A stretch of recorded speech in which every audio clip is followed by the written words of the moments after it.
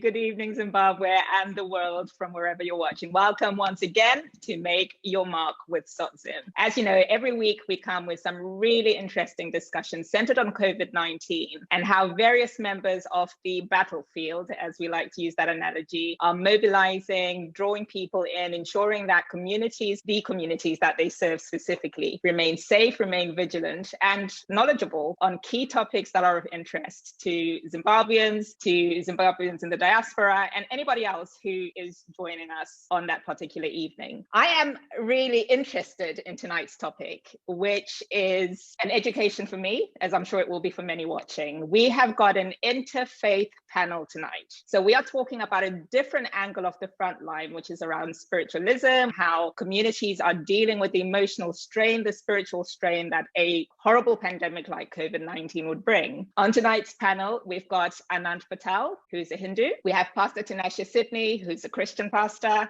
We've got Maulana Adnan Adam, who's an imam, and we have got Lama Caroline, who's a Buddhist. So this does not get any more diverse. And I'm hopeful that you will tune in, you will ask loads of questions, because this is not a battlefield that only one religion, for instance, is dominant over. We all have various roles to play, and Solidarity Trust is living up to its name. It's all about solidarity. It's all about fighting this ailment from whatever angle we can. So welcome to everybody who's dialed in. Really excited to have you guys on board. So Karen, do you want to start off with your SOTZIM update? Good evening, everybody, and thank you for dialing in or going to our Facebook at SOTZIM to watch the show. I want to first of all just say thank you to all the panelists. It's been, they're just so humble, and I'm so humbled and grateful for them being on here. To tell you the truth, when we first spoke about it, we thought, how are we going to be able to navigate this? But, the bottom line is that that's what solidarity is all about. It's about unifying and bringing all people together, especially Zimbabweans from across the world. It's only Lama who is not Zimbabwean, whereas everybody else is. So welcome, and we'll have you as part of our family. Thank you very much. So I wanted to just give you an update. We've made very good progress. I'm sure you saw that the Minister of Health, as well as the Deputy President of the Ministerial Task Force, actually visited St. Anne's this week and went there on Monday to just see what progress has been made, and we are now at 98%. We've received our PPEs, all of that. So there's just tying up the loose ends and trying to also make decisions on, are we going to open as 100% COVID, or do we need to also be able to open for regular patients? Because we might end up opening and then be sitting and have nobody come, because we've been so blessed that there's been no need for hospitalization. Wouldn't that be awesome? So it's been still very busy making sure that we get everything in order. We've had one hiccup, which is, and I hope they're listening, from Santon Dry Cleaning Company, that we paid for a spinner that was supposed to have arrived 2 weeks ago. It still hasn't arrived, and they're not answering our calls. So if you are listening and anybody knows Santon Laundry, please make sure that you go visit them in South Africa and find out where the spinner dryers are for the laundry at St. Anne's. That would be really cool if somebody could do that for us. I did warn them that I would call them out. Anyway, apart from that, everything else has been going well. We would like to say a big thank yous again to all the donors who are continuing to donate.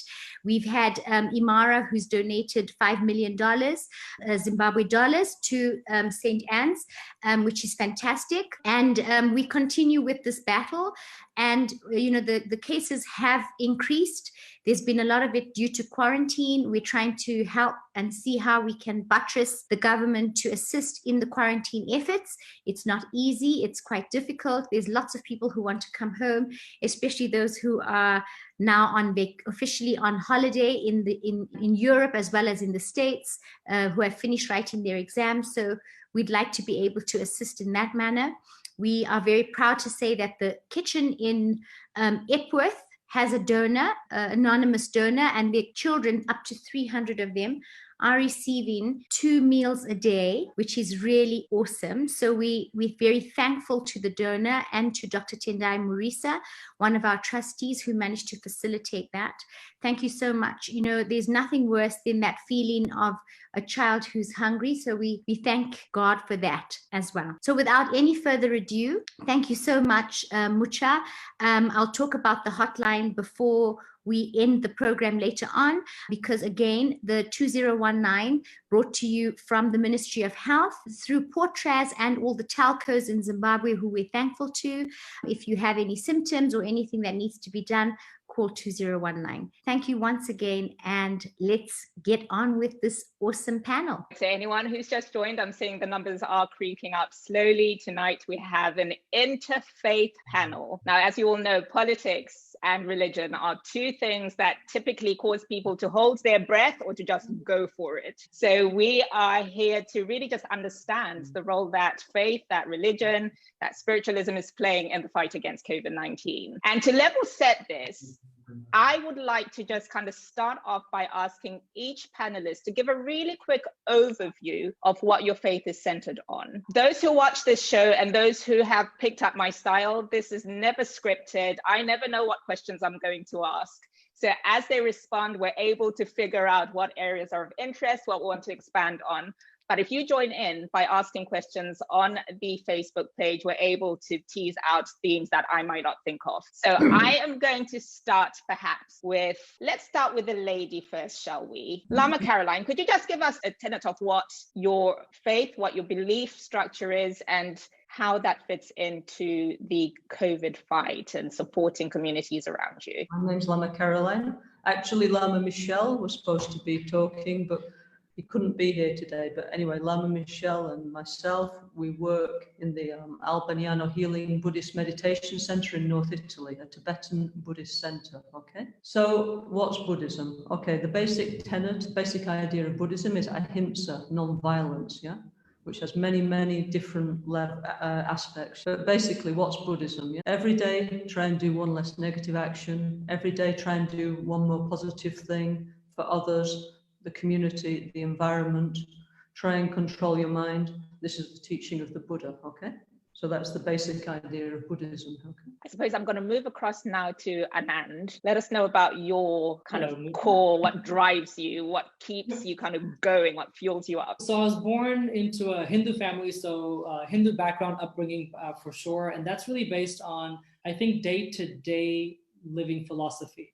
So instead of a doctrine or a mandated rule or list of rules, it's actually about choosing to live your life in a better way. Okay, so more holistic, as it were.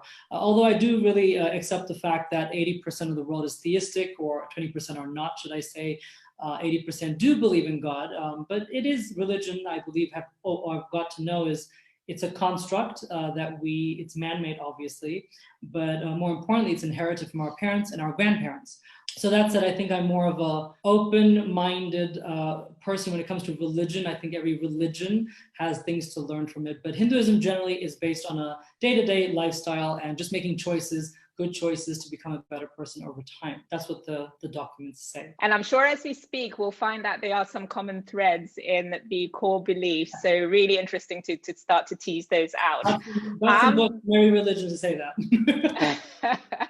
I'm going to roll over now to the Imam. I just wondered, could you give us a quick overview of what Islam is all about? So basically, Islam is believing in one God who we refer to as Allah, to believe that He is independent, He is not dependent on anyone, and to believe that He is the only supreme being that is worthy of worship, and to believe that Muhammad is the prophet of Allah, is the prophet of God. So basically, the 5 pillars of Islam is number 1, to believe in the oneness of Allah, to believe in the oneness of God, that in every way, in every aspect, God is alone and God is supreme, that is Allah, and Muhammad is His messenger. Then we have the 5 daily prayers. We have the fasting during the month of Ramadan, during the fasting month. We have the obligatory charity as well as the Hajj, the pilgrimage. Regarding Islam, we believe in all the prophets that God had sent, that all the prophets that the Bible makes mention of, and the same prophets the Quran makes mention of them as well, is to believe in all the prophets, to believe in Jesus, Isa, etc. Of course, the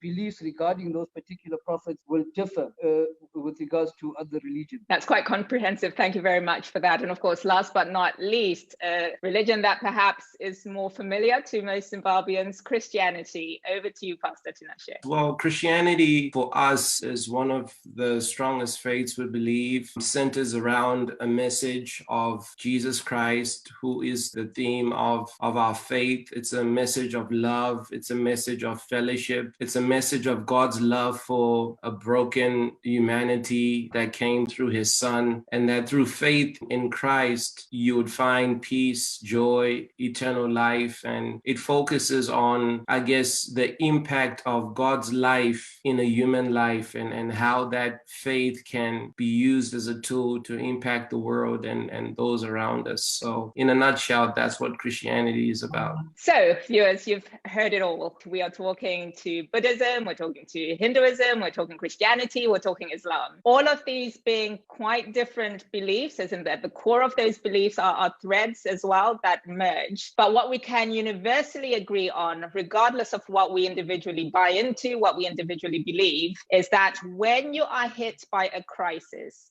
such as we have with COVID-19, creed goes out the window, wealth goes out the window, race goes out the window. It's about humanity. As such, everyone has more often than not thought about ways to join up, to work in concert in the fight against COVID. And it's been quite an interesting journey to see a lot of interfaith solidarity type displays, be it on Facebook Lives here in the Middle East. We saw quite a bit of that happening where there are calls to prayer, regardless of what religion you follow. So what I would like to now move on very swiftly to with our panelists is an understanding of how COVID has impacted your communities. We know about the economics, we know about the turmoil, and there's that spiritual bit that people don't tend to address very often. And I'd like to understand maybe from you first, Pastor Tinashe, what calls for help you've received from your congregations. As we know, COVID-19 came as a really powerful negative force that has forced, I guess, the whole world to be able to come to a place where in a very short amount of time, we've had to adapt, we've had to change a lot of things. And in every crisis, you find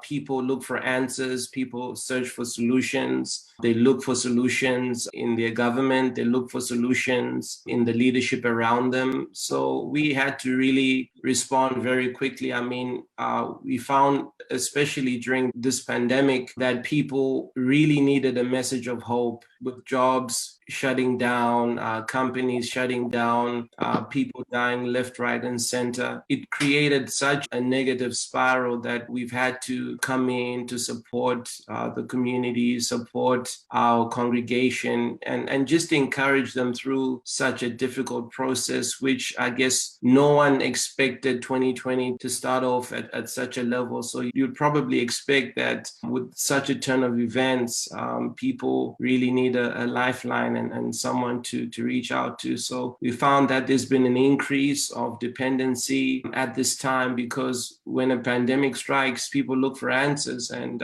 what better place to come to for solutions than the house of God. Very good. Thank you. So your theme overarchingly is around a message of hope and encouragement and support from the church. When I think of Buddhism, and I'm going to come across really ignorant, guys, so you've got to bear with me, right? But I've got these mental pictures of what your individual religions might look like, might feel like, and how the practices roll out. Lama Caroline, I associate your faith with people going into mystical mountains and being in isolation and meditating for long periods of time. And then when I think of COVID, I'm like, oh, this is going to create a bit of a challenge, because how do you then do that in concert when people are locked down and unable to travel anywhere? What has been your response, and perhaps how have you leveraged technology, if at all, to kind of keep people connected with your beliefs and to kind of keep them encouraged and hopeful? Okay, hello. So yes, we do like meditating, it's true, yeah, but Mahayana Buddhism is about helping others, yeah, about helping society, helping humanity. So one thing I was just thinking just now is that actually I became a Buddhist in the mid-80s in London. I was a volunteer on an AIDS helpline at the beginning of the AIDS crisis, you know, before there was the antiretroviral drugs, yeah. So in some ways it was very similar, because all of a sudden there were very, very many people like dying all over the place. place. And that was actually working on that switchboard is actually what turned my mind towards the Dharma, towards religions. I thought there has to be one solution for all this incredible human suffering. So me personally, I gravitated towards Buddhism. So, okay, now 30 years later, 35 years later, again, we're facing a pandemic with, like here in North Italy, it's been really, really bad. There's been like thousands and thousands of people dying, not only in the cities, but the small villages. So I think what all religions have to offer is pastoral care. And I think that's really, really, really important in this moment, yeah? And I actually admire all the spiritual traditions like Christianity, Hinduism, Islam, all of them, yeah? And the way that they care for people at the moment of death. And I think that's a huge service that we can all do, yeah? And also, as we know, it's very difficult because of the social distancing, yeah? So for the families, it's terrible, okay? That nobody can even go to a funeral. It's like the worst moment ever. So what we've been doing personally is using a lot of streaming, yeah? To connect our spiritual communities, which is a worldwide spiritual community, and to make sure that people don't feel isolated, feel alone, that they feel emotionally supported, yeah? So we've been doing that, but I think, honestly, I think all the spiritual communities are working in the same way at the moment, which is completely the right thing to do, you know? Because it's like totally new situation, and like, well, last time we had this was AIDS, no? Yeah, before they got the retroviral drugs, yeah? And I think, yes, it's turning people's mind towards the Dharma and making people see life in a much more spiritual way, you know? So, of course, nobody wished for this, but let's hope at least there's a silver lining that people continue with more spiritual and environmental values afterwards. That's really quite insightful. And you touch on something that's been, I guess, close to a lot of people's hearts, this notion of dealing with death, especially with families being separated as they are. And I happen to know that Imam Mulana, you head up, you're vice chair of the Muslim Burial Society. Yes, cases in Zimbabwe haven't led to a high number of deaths currently, and we pray that remains the case. But when you start seeing accounts of, you know, what's happening in Brazil, for instance, with these mass graves being built, and in New York, where there was a mass burial of unclaimed bodies, how does that fit in to your tried, tested, traditional practices around burial and death? So basically, at the end of the day, in fact, everybody that's on this panel is on this panel for the simple reason is that they connected to religion. Now, when it comes to death, in fact, it shouldn't only apply to death, it should be applied to our everyday life, that religion is supposed to be the most important part of our life. Reason being is we all believe that we've been created from God, and one day we have to return to God. Interesting, just before the show, I think it was Anand discussing death, etc., from one of the books that he was holding in his hand, and most of the religions believe, and in fact, even if you don't believe, you have to believe because it happens, is that one day we are going to return back to where we were created from. And what I refer to is the soil. That is why majority of religions actually bury in the soil. For the simple reason is we were created from soil. Human beings were created from soil by God, and to soil we are going to return. That is why it is a practice of majority of religions is that they bury. And you know, the wisdom behind burying is because we were created from soil to serve. To soil we will return, and from soil will we be resurrected and stand in front of God. And it's amazing, you know, in the Islamic religion, when we speak about death, when a person dies, we've actually been instructed to read a prayer. And what is that prayer? Inna lillahi wa inna ilayhi raji'un. That verily we belong to God, we belong to Allah, and to God is our return. To Allah we shall return. Now, when it comes to this particular pandemic, we all understand there are certain rules, regulations regarding the government regulation, first of all. Number two, regarding human being regulation, in the sense that nobody wants to be affected or infected by the virus. Thus, when people pass away, the doctors, etc., have instructed us to stay away from those bodies, etc. And that is the most, I think, the most difficult part for the people that are living. So one is a person that's passed on, the human feeling, the human life has actually been removed from that body. So what happens is, for them, it's not difficult, but for the people that are living, it's difficult. That somebody that you lived with your entire life, somebody that you spend hours and hours sitting next to them, discussing with them,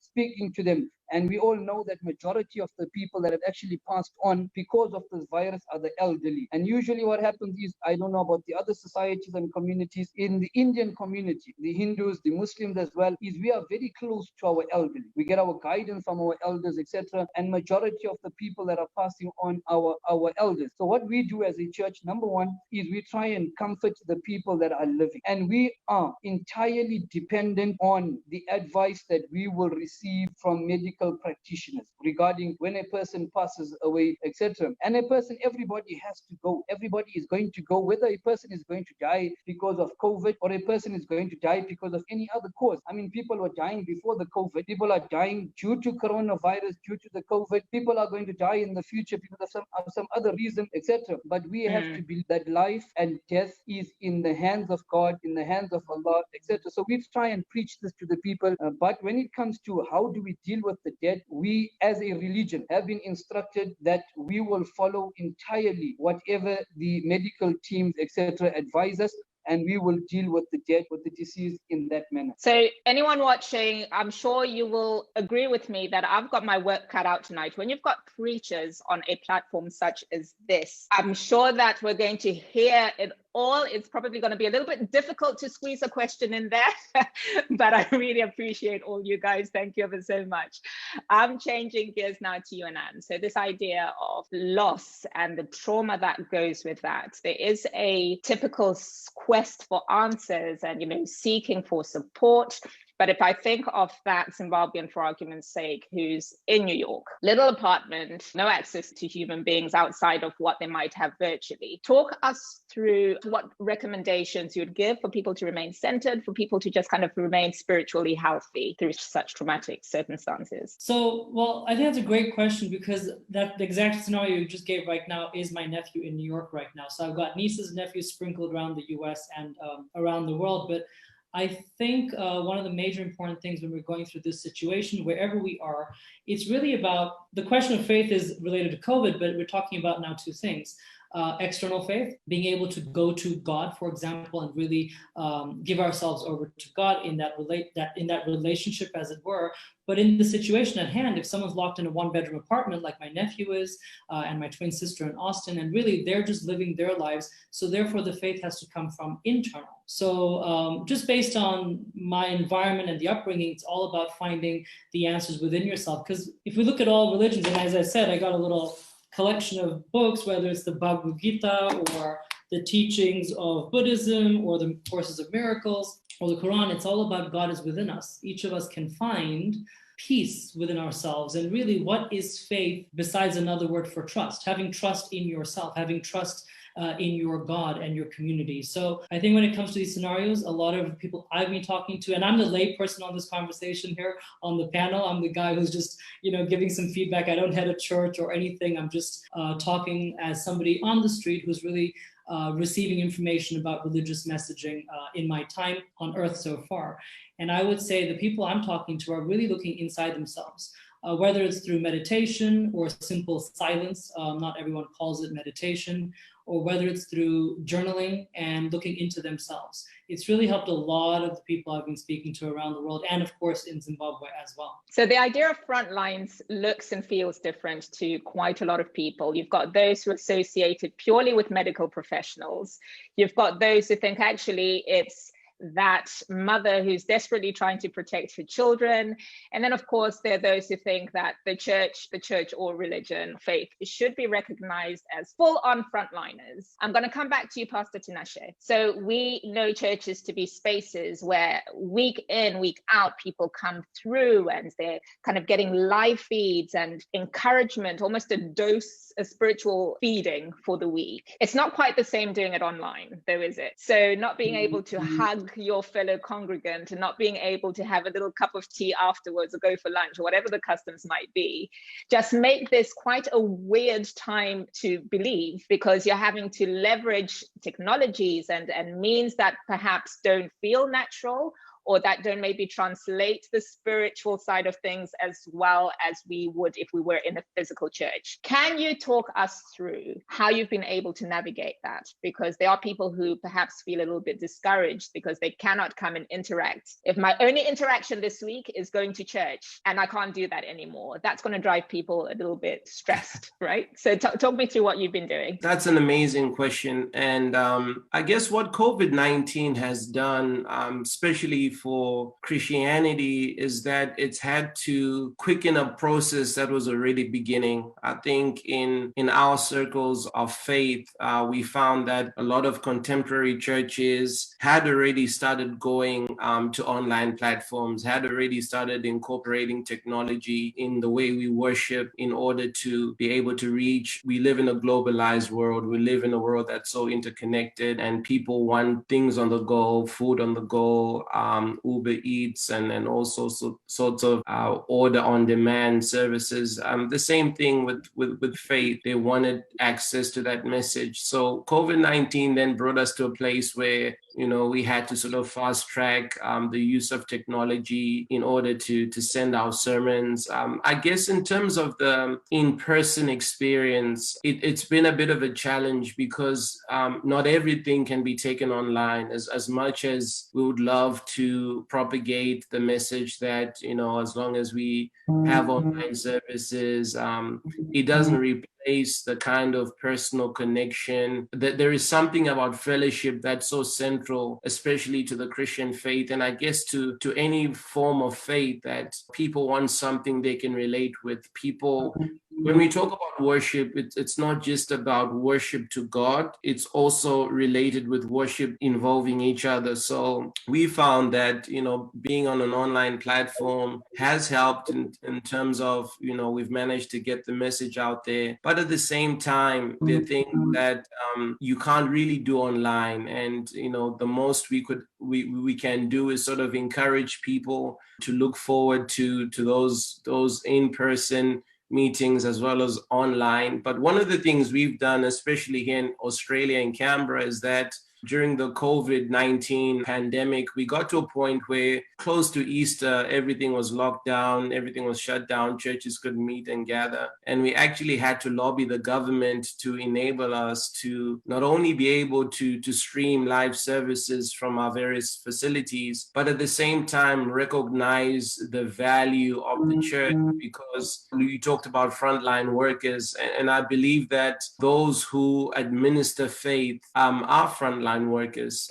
It's no different from a hospital. It's no different from any other institution, because we're dealing with people who on the verge of mental breakdown, people who are going through depression, people who are suicidal. And the moment you segregate the church from having an ability to actually touch lives, you're actually exacerbating a worsening situation. So we had to lobby to get pastors to be, in a sense, recognized as essential workers, because you have to do funerals in a place where someone's lost a grandmother, lost a mother, lost a brother, lost a son, and you're told you can't even say goodbye. One of the ladies in our church, her mother passed on due to this situation. And imagine having someone you love so much, and not only has the pandemic robbed you of your loved one, but it's actually robbed you of the ability to say goodbye in a meaningful way. So, pastors have to really be on the front line to support such families that are left with the loss and grieving. Absolutely.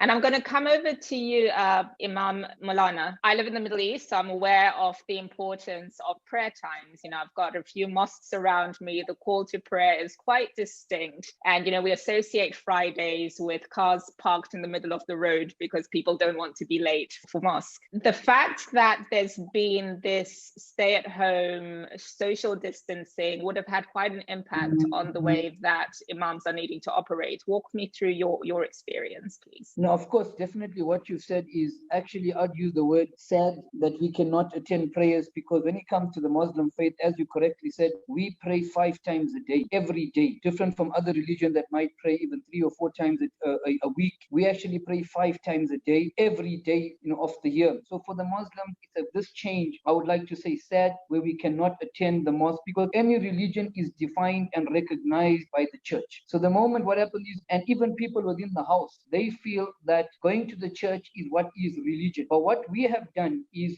thanks to technology that, everybody is embraced, or majority of people have embraced, etc. So we've actually have imams, preachers that go online, deliver lectures, etc. to different, viewers throughout the world, etc. In fact, sometimes we have to look at the positives in certain situations, even though the negatives might outnumber the positive. But we've got to find that little, string of positiveness, and we've got to take advantage of that positiveness that there is. So basically, when you go to the church, you are only engaging and speaking, and your audience are only the people that are present in the church. But when you are online, you can actually get to an audience that would not really be listening to you if you were in the church, but you can actually now have a bigger audience, a larger audience, where people throughout the world can be listening to you. But as I said, it's disappointing that we cannot go to the church, because when you go to, one of the advantages of going to the church, going to the mosque, etc., is that sort of encouragement. Although it might not be verbal encouragement, but the fact that you see so many people coming to the church, etc., you as well are encouraged to go to the church, to attend the church. But having said that, I want to highlight one point. I know I'm not supposed to speak so much as many other panelists on the group, etc. Having said that, we have to train ourselves and remind ourselves, remind others as well, that God is not confined to space. God listens to you wherever you are. Like I think Anand had mentioned earlier, he's got his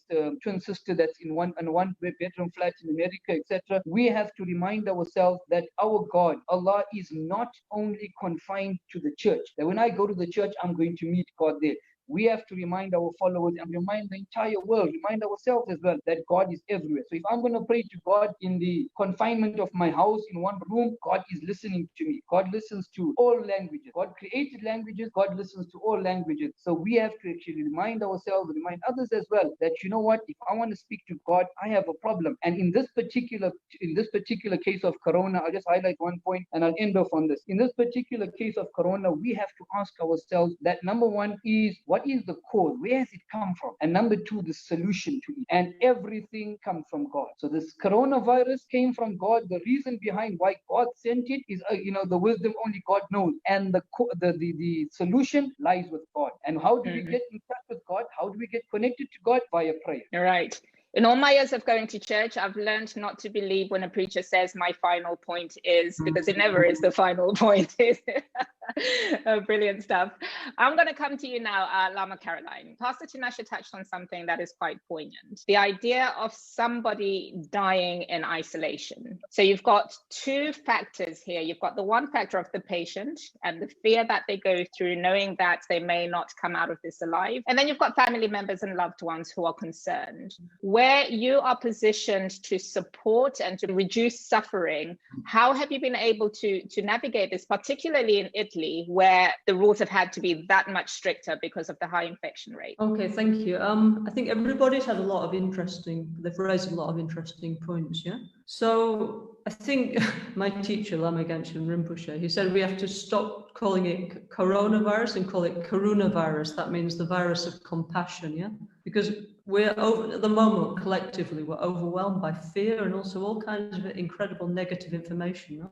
So every time we open the newspapers or media, it's so depressing. No? So we need to, anyway, most people are locked down in their houses, aren't they? Yeah? So we need to change our mind to the positive side. Yeah. Like, for example, here we've been in lockdown. Now we're out of lockdown, but we're in lockdown for 3 months. Yeah. So in this time, me personally, I did 4 retreats. Yeah. I was also sick, actually. I probably had COVID, but there's no tests. Yeah. It was a huge epidemic. Yeah. But anyway, so if you get sick, you have to face, you could die. No, you have to face your fear. And definitely, as Anand said, yeah, looking inside yourself, finding your inner light, connecting to God, to Buddha nature, to God consciousness. This is helping, definitely, yeah. And fortunately, all the spiritual traditions, they have methods where we can do this, yeah. And I think many of my friends who are normally, they're so busy, like working.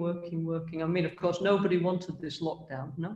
Nobody in the world, but because this has been imposed on everybody, actually it's like one time where if we use this time well, actually a lot of people, they can get something out of this, yeah, okay? So I saw many of my friends never any time to meditate, to do their spiritual practice, yeah? And now Actually, now they're coming out of lockdown. Actually, they look better, actually, because they had time to process their emotions, their fear. And honestly, many of them have evolved as a result, yeah, because they made that positive decision, yeah, not just to follow the fear, the negative information and so on, but to spend their time doing their own spiritual practice. And fortunately, there's many spiritual practices appropriate to people of each culture of the world, which is great, no? Because when nobody's saying, oh, you have to do mine, yeah? But fortunately, there's something for everybody. But please, everybody, do your own. No? And like we've definitely gone online because we're all locked down very strictly. Yeah? We couldn't go more than 200 meters from the house. Yeah? And there were police outside stopping people if you did. But so yes, we've moved online, and most probably we will. I mean, of course, we're opening, but spiritual centers can be a great hub for the transmission of the coronavirus. Yeah. But we need to make them into a hub of the transmission of coronavirus, of the virus of love and compassion, and this has to become stronger, yeah? So we need to spread it now a virus of positivity throughout the world, yeah? Because this year has been an international virus of negative feelings and depression, and it's been rubbish, yeah? So we need to spread a positive virus of love and compassion, and also international cooperation, no? So that, you know, now for this virus, but then why not? Why don't we all continue together, yeah, to face all the others that we're all facing, like climate change, the environment, and so many other problems we have collectively, yeah. So anyway, we need to change the coronavirus into Karuna love and compassion virus. Okay. Thank you. Coronavirus, WHO, I hope you're watching. There's a new recommended name for the coronavirus. Anand, I'm going to come across to you now. We are hearing about the role that church leadership or religious leadership play in the fight. What do you think we should be doing more of in terms of partnering with non-religious bodies? So yes, there's solidarity, interfaith solidarity, which we've seen through sort of video conferencing calls and a call to prayer, regardless of what you believe in. But there's a responsibility or a duty of care that religious leaders have in the messages that they give to their congregations, and indeed the efforts that they, I guess, insert into bridging the knowledge gap. So just walk me through what you've seen that's worked well, where religious leaders have recognized the gap, and what actions you feel that they've either taken positively or where they could have done better. The news is awash with these sorts of reports. Okay. I'm interested in your view. As an observer, I mean, first of all, I want to break down what you just said. So there's two things that you mentioned. The first one being that the messages that we get from religious institutions or the leaders of religious institutions are important, because we met in our lives people that are highly educated, but sometimes listen to really bad, unsound advice within African countries and around the world as well. And I think it's important that we understand that religious leaders have that responsibility to not just quote extracts that they deem fit at that moment, but also to back it up with valid information. Telling people to take showers if they have HIV does not make things okay. There's information that has gone on for years and years that have come from either political leaders or religious leaders. So I think that's one thing that, you got to also accept the fact that we're not all dumb. So don't say dumb things, because there's loss of respect.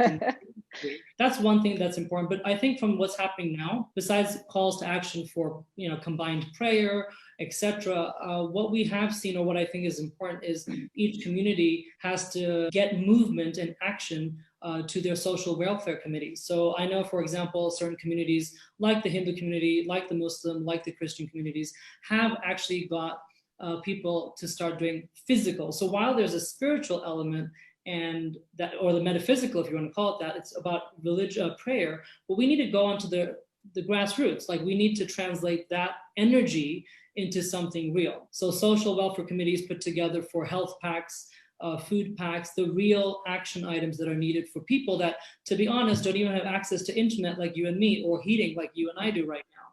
The people that are truly affected are the ones that we should get our churches and church leaders, and they are doing them, I'm not saying they're not, but they need to be very cognizant. Instead of sitting saying, let's all pray together, and that the repeated message is the same message we're getting every week and in and out.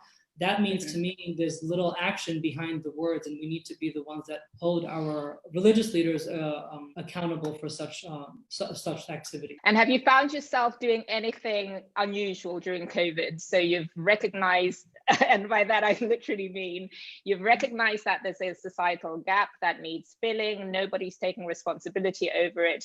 Have you done anything that so you wouldn't at normally? A personal level, like as an individual, like a layperson, yeah, I've done what I can in terms of engaging with different socioeconomic levels. And how do you do that? It's really reaching out to certain agencies and associations, chatting to them to know what's going on in the field. In a workspace environment, if you're looking at who do you work with, how big are your teams, which countries do you live in, really engaging with those people at their level has kept a level of sanity. Talking about work is one thing, but then really truly finding out what's going on for that individual is another thing. And I think there's one important thing that we have to distinguish. Helping the needy and helping the deserving. So that's another conversation of its own, which has come about during is it 3 months now of lockdown? I don't know how long it's been. So a lot of it being on internet, online, obviously, but it's been fun, raising awareness. My niece, my nephews in the US were busy raising funds, etc. Which, there was for PPE in Zimbabwe, they wanted to bring it. And there's a whole bunch of different things that small clusters are doing. And it's been great to participate with that. And of course, help them kind of like get that word out there. That's what I think we've been doing. And I think the general populace that doesn't have the influence of a church leader or a religious leader is doing what they can if they think that this is something that is truly fragmenting their community. And if it's not, if they live in the clouds and life is good, then maybe they're not doing so much, right? It just depends. Lama Caroline, we have been around, I'm assuming that we're all sort of mature, grown up, we've been on Earth for a bit now. What has surprised you most about humanity's response to COVID-19, if anything? Well, I think every cloud has a silver lining. So definitely people have become more spiritual, yeah? I mean, and what Anand was saying, yeah? We also, for example, in our community, what we did was we fundraised, for example, for our local hospital here in North Italy. We fundraised for one machine for pregnant women who've got COVID, yeah? So I don't know exactly what kind of machine this is, but the hospital said they needed it, yeah? So they could do the COVID test for these ladies. So our community, we did that, yeah? And we also have various other fundraising things, for the local hospital to show our appreciation. Yeah? I think that's important. I mean, I think for me, honestly, I think one thing that's impressed me is with the reduction of the carbon dioxide, how it's possible for nature to recover, And also that's given me, I mean, obviously we don't want people to suffer, to lose their jobs and this kind of thing. But it shows that if we work together collectively, we can do something about climate change, So honestly, that's given me a lot of hope, actually, hope for the future. Sure. Okay, like the fact that humanity as a whole has reacted to the COVID is something we could never have imagined, impossible, yeah? That everybody in the world would do this. So why not continue and we work for climate change, yeah? Sure. So that's really given me a lot of hope for humanity, actually. Yeah? Sure. And that we can work in solidarity as one planet. So let's hope we can do, yeah? Anyway, I have to give my apologies because I actually have to go and stream a Buddhist class, yeah, as we were talking. Sure. It's been nice to talk with you all. I hope we get another opportunity, and it's been very nice. So thank you very much from Albaniano Meditation Center in North Italy. Thank you for giving us this opportunity to participate in this panel. Okay. Really do appreciate your participation. Thank you ever so much for joining us, and do take care. Thank you very much. Yeah. Bye, everybody. I would like to know what your biggest shock factor was, please, Imam Maulana. So what, negative and positive, when human beings started reacting to COVID-19, what made you cringe and what made you think, there's hope for us after all? When, just to discuss in the aspect of what communities have done, etc. When it comes to, and I'll speak this on behalf of the Islamic religion, because that's the religion I belong to, etc., is regarding the religion of Islam. Charity is an extremely important aspect of the religion of Islam. In fact, when I mentioned in the introduction of Islam, etc., very brief introduction, I did make mention that there is actually one of the 5 pillars of Islam is the obligatory charity, which means from your earnings every year you will be required. It's a requirement. It's an obligation for you to give 2.5% to charity. That is basically the reason behind that. The wisdom behind that is, if we leave, it as a choice rather than an obligation, then very few people will actually do it, because they'll feel, listen, I don't have to do it. Why should I do it? And that's become the attitude of many people in the world. Is, and even like you said earlier, when this coronavirus first broke out, and everybody in Africa thought, oh, you know what, we're safe, nothing is going to happen to us. The people in America thought, oh, you know what, we're safe, nothing is going to happen to us. It's a disease that started, or a virus that started in China, etc. But that's not the case. The thing is that we have to believe that, you know what, it could happen to us. We have to be prepared for it to happen to us. And the moment you're not prepared for that, not only for being affected by the coronavirus, but in general, we have to be prepared that, you know what, I could leave this world any moment. And what shocked me is people coming out. Number one is an obligatory charity that we have to give, but we've been encouraged as well that for every cent that you will spend, God is going to reward you. For every cent that you will spend on the people. And very interesting point was made earlier by one of the panelists is, number one is we recognize people as poor people. So these are poor people, a street kid on the road, I'm going to give him some money because I feel this person is a poor person, or a widow, an elderly man that has nothing to earn, etc. But when it came to the coronavirus, what we realized and what we noticed here in Zimbabwe, that people that were working class, people that wouldn't be classified as poor, then became needy due to the coronavirus. What we did as a community is we came together and we, formed a community, and a committee rather, if I'm not mistaken, with members of the Hindu community as well, to assist all the people that it's affected. If they needed PPE, that PPE was readily available. If they needed, so that was basically the encouraging part, is that everybody now understood. And you know what amazes me is, and I'll tell you the reason why I say this, is usually when it comes to a virus, when it comes to a sickness, especially a virus, we think that it's only the people that don't have the facility. Like the Ebola virus, there were people that never had much funds, never had much money, they were affected. Like other viruses, they were affected. But when it came to the COVID-19, the coronavirus, what actually woke up everyone and what shook everyone is whether you were poor or you were rich, it was affecting you. Whether you were poor or you were rich, you were scared that it was going to affect you. You were fearful that it was going to affect you. And that's what woke up everyone, that we have to do something. And I'll just end off with this. What was actually encouraging is, a lot of times people, the wealthy people,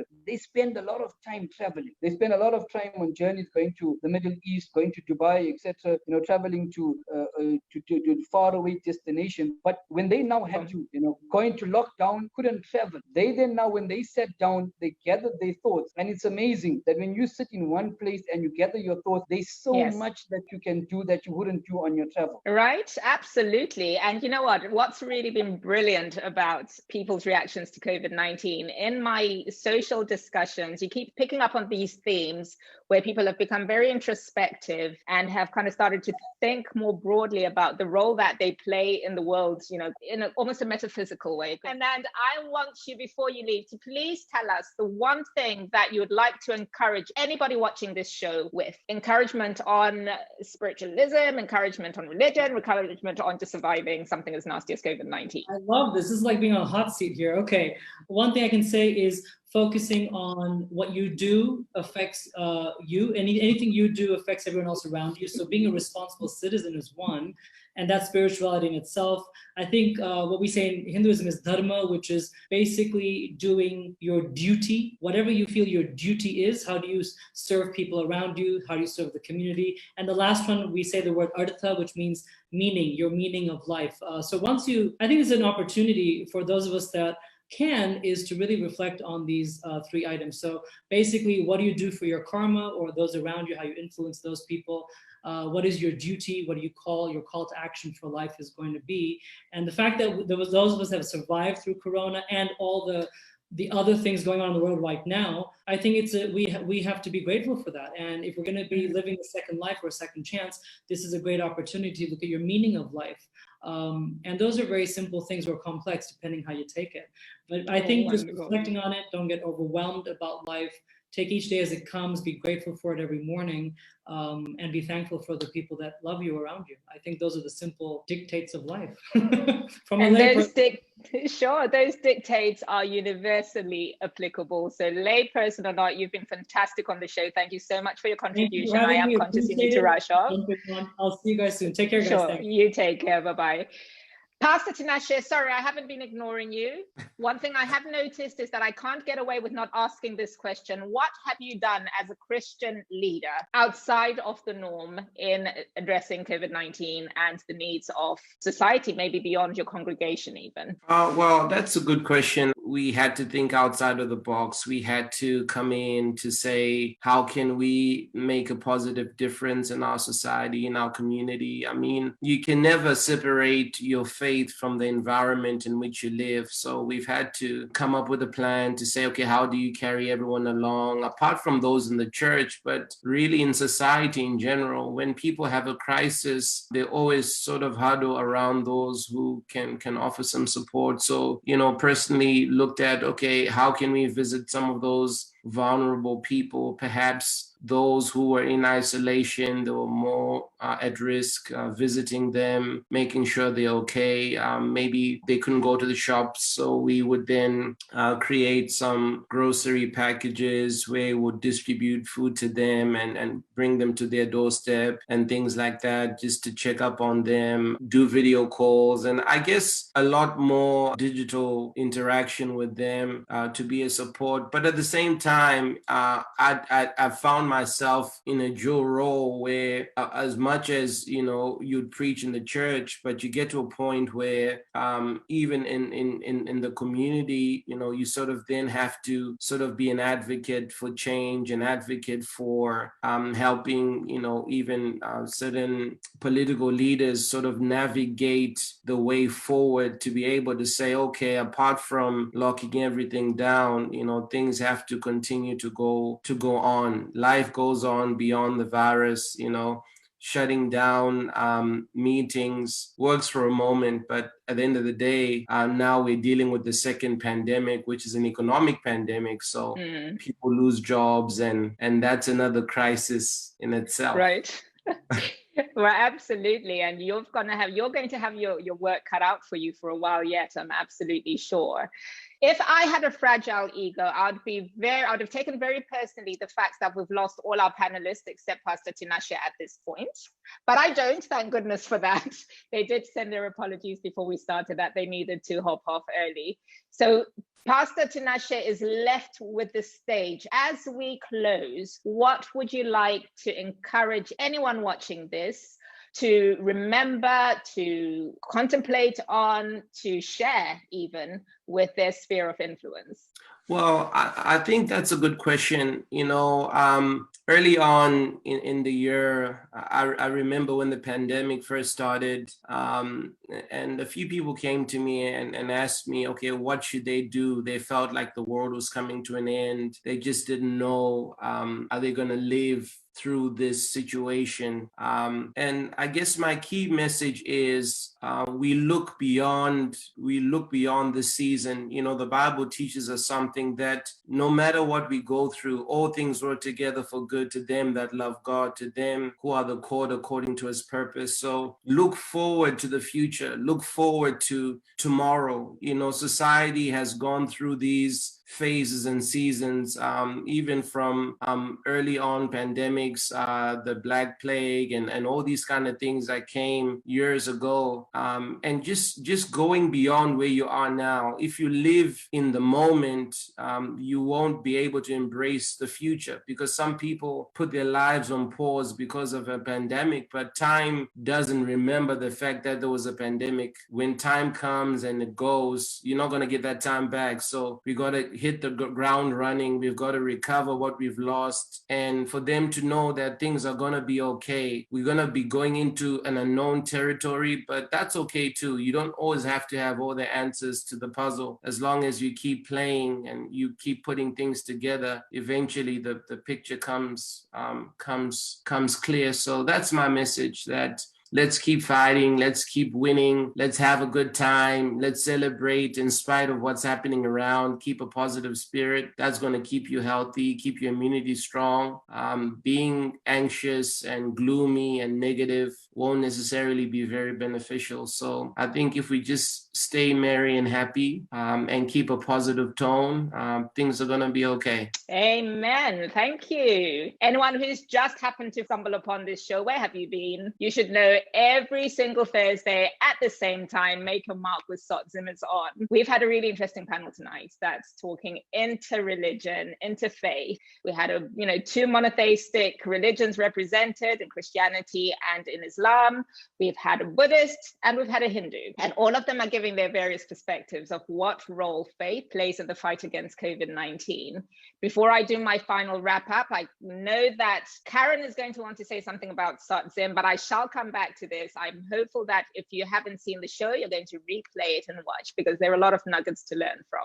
But Karen, over to you before I do my very final spiel, as it were. Wow, what a fabulous, fabulous panel that we had. Thank you to everybody. That was just amazing. Lots of nuggets to take away, and for sure, for those of you who missed it, we will be sending you the recorded version later this week. We'll post it as well as broadcast it. Thank you so much, Mucha. Solidarity Trust wants to make sure that everybody understands and knows that we are bigger than just the hospital that we're refurbishing to get ready. We are there to unify people. We're there to unite. We're there to be a conduit for people in Zimbabwe in whatever crisis they may be facing. And it is, like I said in the beginning, it is not just about whether you're Christian or Muslim or whichever walk of life you may come from, whether it's from Bulawayo or Gweru or Muzarabinda, wherever you come from. Solidarity Trust wants to be there to be able to assist, to be able to help. We want to be there to be able to partner with government and to partner as a strong private sector force to be able to make a difference. We need to make a difference in our country. We all love this country, and I can't encourage and motivate you all to continue to donate to the Solidarity Trust, to remember that we are good stewards for the money that you are giving us. We are open and transparent. Don't forget the 2019 number is the hotline telemedicine number where we're able to really have the most amazing frontline doctors who are there, who are making sure that people are getting the help that they need when they do panic. It's for prayer as well. Pastor Tinashe is right now, I don't know how he's keeping awake. He's in Canberra, which is, what's the time over there, Pastor Tinashe? Is it like early hours of the morning? Yeah, it's like 3 a.m. actually. Wow. So well, we thank you so much. It's fantastic. So please keep on doing what you do in Zimbabwe. I'm so proud of being a Zimbabwean. I'm so proud that Zimbabweans are here and continue to support the Solidarity Trust Fund. Thank you very much. Thank you, Mucha. You are just an amazing, you're a gem. Somebody said just now, Mucha is a gem. Mucha, you're a gem. Really, we thank you and we really honor you. I want to also say thank you so much to Garai. Nobody ever sees Garai. Garai, who's in the back, one of these days, could you make sure that you come up and see, so people can see you in the background there? And Hastings, we have, I have this wonderful young man called Hastings who does all the posters, and I keep him up late at night. And I just want to thank the whole team behind, all the trustees, the 12 disciples. We have 12 trustees. Thank you so much for all the work that they do. They work tirelessly for absolutely nothing. And it's all out of the goodness of their hearts that they give of their time. The doctors, the business people, the very busy people who are giving of their time to this trust in order to be able to make a difference. So thank you so much. And we look forward to seeing you next week. Somebody was saying, how long is this going to be going on for? My daughter, she's like, Mom, this is too much. How long are you going to keep doing this show for? And I said, well, as long as people need help and they need motivation and they need to have, then we need to keep doing what we're doing. So thank you very much, Mucha. I'll hand over back to you. Thank you again, Pastor T. I so appreciate you being here with us and all the other panelists who have had to go. Thank you. Thank you, Karen. Thank you, Pastor Tinashe. And thank you to our Zimbabweans and everybody watching this show. We have been talking faith, we've been talking COVID-19, we've been exploring the idea that whilst we may believe in different things and we may never agree on the right faith, one thing that remains central to our existence is that we all have needs that are pretty standard. So the way that we choose to address them may well be different, but ultimately we're kind of thread together by the same emotional range. So a huge thank you to every single religious leader who was on. There's been no arguing, there's been no kind of strong sense of, oh, you've triggered something that doesn't appeal to me or my belief structure. Thank you for being the lady and gentlemen you all have been. And to everybody watching, we look forward to seeing you again, same place, same time next week on Make Your Mark with SOTZIM. A very good night to you all.